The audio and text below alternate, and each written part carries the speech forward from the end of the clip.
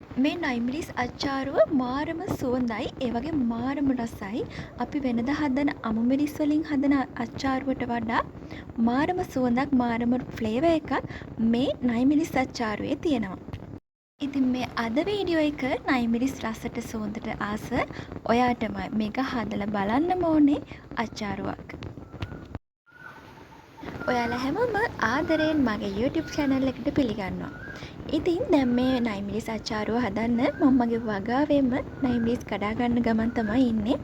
අපිට මේකට දළු කරල් වගේ වුණත් ගන්න පුළුවන්. හැබැයි පැහුණු කරල් තිබුණාම මේකේ රසය වැඩි. මගේ අසන්නේ අද තෝරාගත්ත කරල් කීපයක් තමයි මේ අච්චාරුවට මම ගන්නෙ. ඊට පස්සේ අපි පිහියකින් හරි කතරකින් හරි මෙන්න මේ වගේ දෙකට මැද්දෙන් මේ කරල් ටික කපා ගන්න ඕනේ.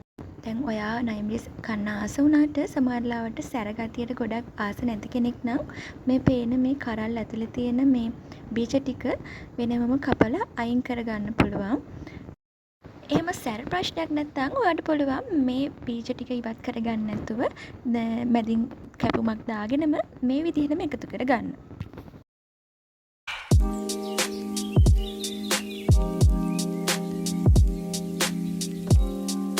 අපි දැන් නයිමිරිස් ටික කපාගෙන ඉවරයි. දැන් බලමු මොනවද අවශ්‍ය දේවල් කියලා මේ රසම රස නයිමිරිස් අච්චාරුව හදාගන්න. කැරට් ටිකක්, රතු ලුණු ටිකක්, ගස්ලබු ටිකක් මේ දේවල් අපිට ඕනේ වෙනවා. ඔයාලා මේ ගස්ලබු කැරට් ගද්දි ටිකක් ලොකු කැබලි වලට කපා ගන්න. සමහරව ග්‍රේට් කරලා ගන්නවනේ. ග්‍රේට් කරලා ගන්නවට වඩා චුට්ටක් කැලි ලොකුවට තියෙද්දි අපි කන්න ගන්න වෙලාවෙදී ඒකේ රසය හොඳට දැනෙනවා වැඩි. ඊළඟට මේකේ පේස්ට් එක හදාගන්න හිඟුරු ස්වල්පයක්, සුදුලුණු ටිකක්, ගම්මිරිස් ස්වල්පයක්, දුරු චුට්ටක් එකතු කරන්න. සුවදුරු වලින් හොඳ රසයක් එනවා. ඒකත් ස්වල්පයක් එකතු කරගන්න, ගොඩක් එකතු කරගන්න එපා. කුරුඳු ටිකක්, ඒ වගේම මුරුංග පොත්තක්, ඒ වගේම අබ සහ විනාගිරි. ඔයාට පුළුවන් මේ ඔක්කොම ටික එකට කරලා බ්ලෙන්ඩර් කරලා ගන්න. ඉතින් බ්ලෙන්ඩර් කරලා ගන්න එක ලේසි. හැබැයි මම අද සාම්ප්‍රදායික විදිහට තමයි හදන්නේ. මෙන්න මේ විදිහට ලුණු ඒ වගේම විනාගිරිත් එක්ක මේ අබ ටික ගලේ අඹරලා ගන්නවා. එතකොට පුදුම සුවඳක් එනවා මේ ටික ඇඹරුණාම.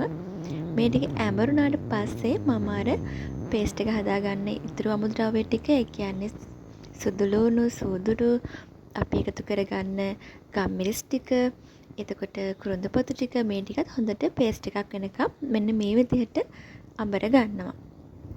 ඊළඟට අපි අනිත් නයිමිරිස් ටිකයි අපේ කැරට් ඒ වගේ දේවල් ටික තම්බ ගන්න තමයි හදන්නේ. විනාගිරි ටිකක් මේ වගේ මැටි ඇතිලයකට එකතු කරගන්න.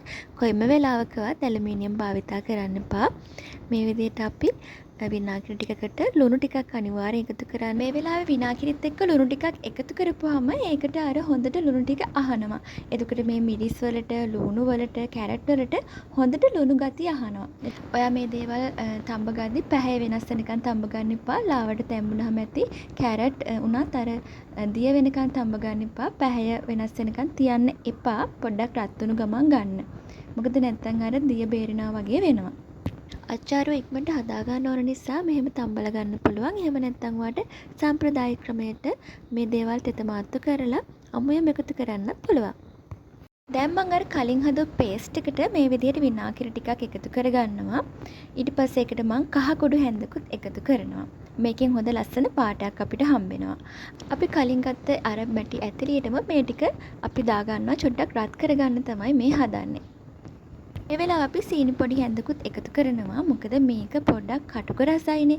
මේ කටුක රස චුට්ටක් අඩු කරනවා සීනි වලින්. ඒ වගේම මම මේ වෙලාවේදී මුරුංගා පොත්තකුත් එකතු කරනවා. අර කටුක රසය සීනි වලින් පොඩි වෙනසක් වෙනවා. ඒ වගේම සෝදුරු වල තියෙන අර පොඩි පැණිරහ ගතියකුත් තියෙනවානේ. ගොඩ සෝදුරු දාන්න එපා. ඒකෙනුත් අමුතුම ෆ්ලේවර් එකක් එනවා. බලන්නකෝ දැන් චුට්ට මගේ පේස්ට් එක බුබුලු දාගෙන එන්නේ. ඒ කියන්නේ පැහීගෙන එන්නේ. මේ වෙලාවේදී අපි මේක චුට්ටක් ලිප ඔෆ් කරලා නිවෙන්න තියන්න ඕනේ. මේ වෙලාවේදී ඔයා චුට්ටක් රස බලන්න මේ පේස්ට් එකේ ලුණු රස, ඒ වගේම ඇඹුල් රස හොඳට තියෙනවද කියලා. ඔයාට මොන හරි අඩුපාඩුවක් තියෙනවා නම් මේ වෙලාවේ දාගන්න පුළුවන්.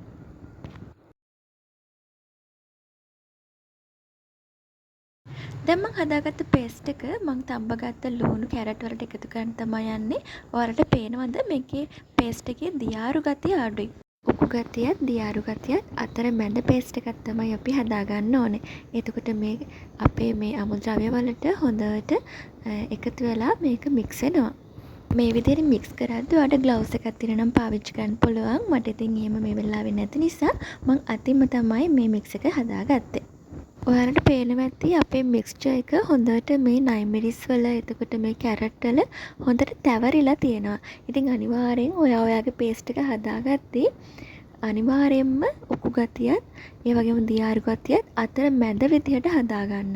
එතකොට මේ වගේ හොඳට නයිමිරිස් වල මේ කෑලි වල තැවරෙනවා. එතකොට ඔයාට හොඳ රසයක් ඔයාගේ අච්චාරුවෙන් ගන්න පුළුවන්. දැන් මගේ අච්චාරුව වියලි මුට්ටියකට දාලා කට වහන්න තමා හදන්නේ. රෙදි කඩකින් හරි එහෙම නැත්නම් කඩදාසියකින් හරි මේක අපිට වහලා තියලා බලන්න පුළුවන්. දවසකට පස්සේ කොහොමද මේ අච්චාරුව හැදිලා තියෙන්නේ කියලා මම ඔයාලට පෙන්නන්නම්. ඉතින් මේ දවසකට පස්සේ මේ වෙනකොට මේකෙන් එන සුවඳ අර සම්ප්‍රදායික අච්චාරුවෙන් එන සුවඳ නෙමෙයි. අර නයිමිරිස් සුවඳත් එක්ක නයිමිරිස් වල අර හරි අමුතු සුවඳක් නේ තියෙන්නේ. අන්නේ හරිම කෑම රුචිය වඩවන සුවඳක් තමයි මේ වෙලාවේ එන්නේ. බලන්නකෝ අපේ අච්චාරුව ගානට තැම්බිලා හරිම ලස්සනට තියෙනවා. ඉතින් මේක ඔයාට ස්වන් රැකියාවක් විදිහට උනත් කරන් යන්න පුළුවන්. ඒ වගේම එදිනෙදා දානවලදී එතකොට ඔයා විශේෂ අමුත්තෝ ගෙදරට එන වෙලාවට මේ විදිහට අච්චාරුවක් හදලා පිළිගන්වන්න පුළුවන්.